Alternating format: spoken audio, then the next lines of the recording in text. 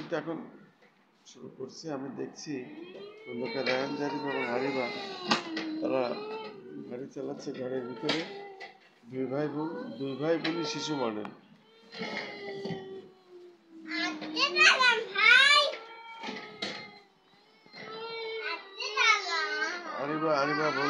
আরিবা বলছে আস্তে চালান ভাই, এবং রায়ান এখন গাড়ির ড্রাইভার, সে আস্তে চালানোর চেষ্টা করছে এবং গাড়ি কন্ট্রোলে রাখার চেষ্টা করছে যাতে গাড়ি অ্যাক্সিডেন্ট না হয়। দুই ভাই বোন খুব সুন্দর তাদের। ও তাই? ও